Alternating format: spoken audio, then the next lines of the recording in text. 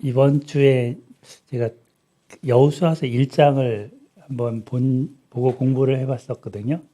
근데 여호수아 1장을 보면 그 여호수아를 모세의 사환, 모세의 종으로 시작을 해요. 1장에.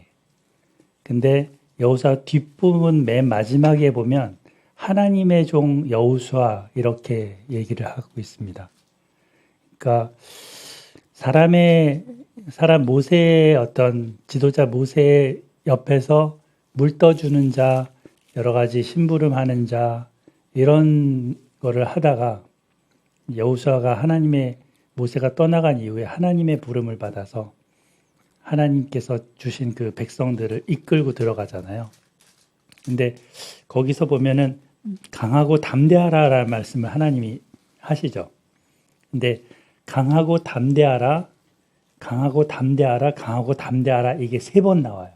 1장에.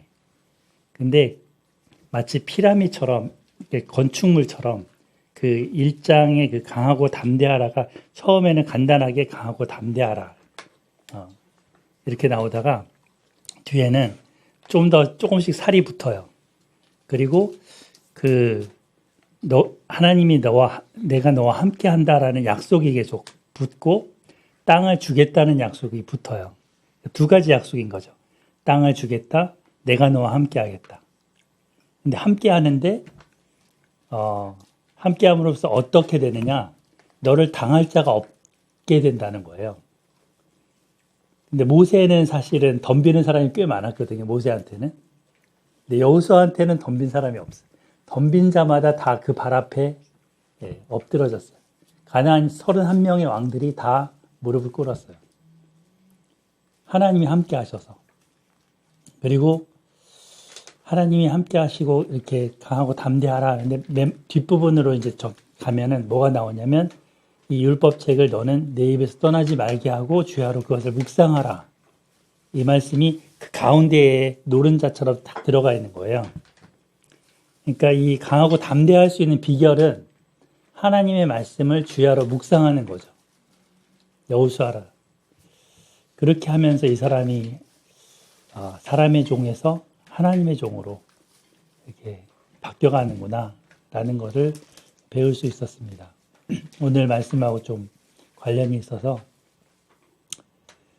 저도 되게 사람 눈치를 많이 보고 사람들의 말에 왔다 갔다 마음이 흔들릴 때도 있고, 근데 성경의 말씀에 대해서는 내가 왔다 갔다 흔들리는가 생각을 해봐요. 사람의 종인가 하나님의 종인가. 그래서 결국은 하나님의 사람은 하나님의 말씀에 따라서 왔다 갔다 흔들려야 되고 그 말씀에 따라서 움직여야 되는 거니까 마리아가 이 주님의 여종이라고 종이라고 했는데 그렇게 해서 결국 예수님을 이 땅에 낳는 귀한 어머니가 되고 또 예수님을 또 곁에서 돕는 어머니로서 역할을 하는 여종 역할을 하지 않았나 싶습니다. 오늘 귀한 말씀 주셔서 감사하고요. 더불어서 여기 누가복음 오늘 본문하고 관련된 부분에서 찬양이 많이 나오죠. 엘리사벳의 찬양으로 시작해서 마리아의 찬양, 사가랴의 찬양으로 1장이 가득 채워져요. 그죠? 근데 이 찬양, 마리아의 찬양 안에 오늘 지금 더 바이블 프로젝트에서 개관을 봤는데 그 내용이 다 포함되어 있는 거예요. 예수님의 사역의 내용이 다 포함되어 있는 거예요. 정말 교만한 자는 낮추시고 비천한 자는 높이시는 하나님. 예수님이 오셔서 하신 생애의 그 사역의 그 큰 주제가 그건 거죠. 교만한 바리새인들, 종교 지도자들은 하나님께서 낮추시고 예수님을 통해서 삭개오랄지 또 여러 병자랄지 예수님 앞에 겸손히 나온 사람들은 높여주시는 그 역할을 미리 이제 이 마리아를 이 입을 통해서 찬양으로 보여주시는 거죠.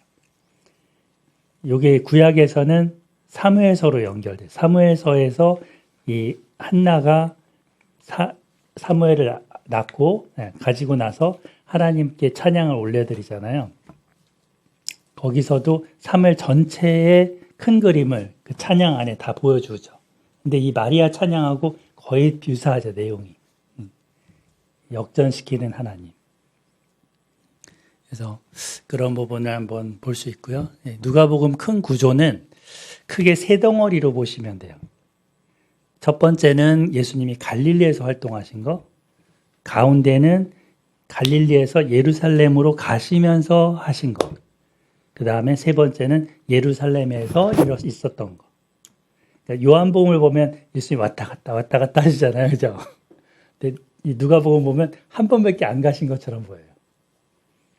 크게 이 4장, 9장까지 그 부분은 갈릴리에 돌아가시니 하면서 갈릴리에서 주로 나사렛부터 시작해서 이제 활동하신 것들이 쭉 역할이 예수님 활동이 나오시고 앞에는 이제 예수님 태어나시기 전부터의 사건이니까 9장 51절부터 19장 27절까지 한 10장에 걸쳐서 굉장히 긴 범위가 예수님이 예루살렘으로 가실 때 여기 보면 예루살렘을 향하여 올라가기로 굳게 결심하시고 하면서 이제 사마리아를 지나서 예루살렘 가십니다. 거기서 일어나는 가르침, 예수님의 사역 이런 것들이 가득 차 있습니다. 비유도 많고 이 안에. 그리고 19장 28절부터 마지막 장까지는 예루살렘을 향하여 앞서서 가시더라. 마치 정말 무슨 군인으로 나가는 것처럼 이렇게 담대하게 나가셨다는 모습을 보여주고 있죠. 누가복음은 사실은 누가복음만 보면 안 되고요. 사도행전이랑 또 같이 봐야 돼요. 그래서 누가복음은 예수님의 그 행전이잖아요. 사도행전은 사도들의 행전이고 그래서 이게 짝을 이루어요. 같은 저자가 썼잖아요. 누가복음 전편, 후편 이렇게 하는 것처럼 그래서 이 누가복음에 나타난 예수님의 모습들이 사도행전에 그 똑같이 제자들의 모습으로 나타납니다. 예수님이 기도하시던 모습, 그게 사도행전에 사도들의 기도하는 모습으로 나타나고요. 핍박 받을 때 예수님의 자세, 제자들이 그런 모습으로 나타나고 성령을 받고 나서 이제 변화된 그래서 같은 저자가 이렇게 쓰면서 그걸 염두에 뒀다라는 거를 같이 보면은 좋습니다.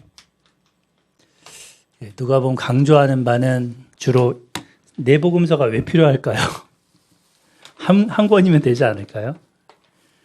근데 우리가 사방을 다 둘러봐야지 봄, 여름, 가을, 겨울을 다 봐야지 1년을 알 수 있고 사람들 사방을 뒤통수까지 다 봐야 그 사람을 알 수 있는 것처럼 예수님을 이 사람이 본, 저 사람이 본 관점, 시점들을 다 봐야 예수님이라는 분이 어떤 분인지가 들어오는 거죠.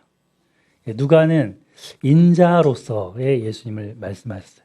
사람의 아들에서 그 부분을 강조하셨고 그 다음 누가가 이방인 출신이다 보니까 그리스 사람이잖아요. 헬라 사람, 의사이기도 하고 그런 입장에서 이제 예수님의 사역과 말씀을 주로 많이 보셔요.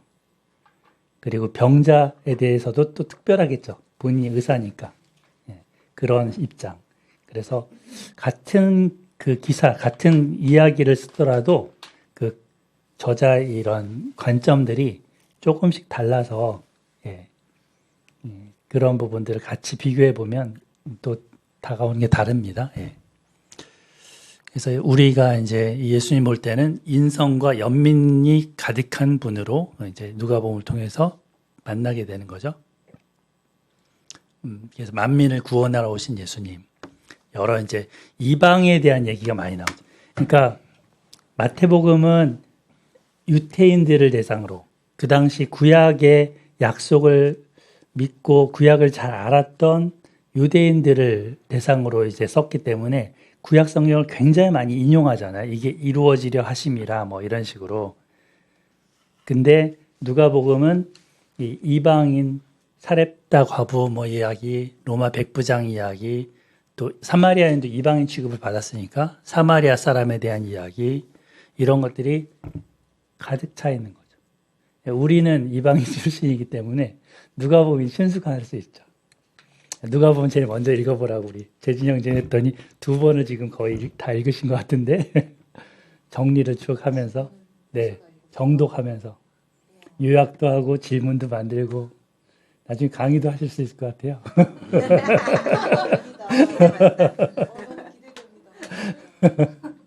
네, 진지하게 말씀을 살펴보는 모습이 너무 감사하죠. 그리고 이 누가복음 안에는 이제 제자됨의 대가가 굉장히 많이 여러 번 반복됩니다.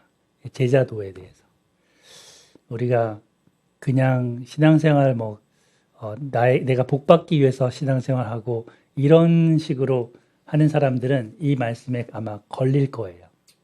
예수님은 너가 정말 나를 따르려면 대가 지불이 필요하다. 그 대가가 어떤지 먼저 계산해보고 따르라. 이러면서 그 제자됨의 길이 정말 그 구원의 길이고 복된 길이지만 또 그만큼 대가가 필요하다는 얘기를 합니다. 아마도 누가 공동체라고 할까요? 그 교회 공동체의 사람들이 이방인들로 이루어진 교회가 되지 않았을까 싶고요. 이 성경을 받는 사람들이 처음에 그리고 많은 그 크리스찬으로서 박해나 어려움들을 겪고 있었기 때문에 그런 것들에 대해서 이 말씀을 통해서 위로받고 소망을 다시금 갖도록 하지 않았을까라는 생각을 가져봅니다.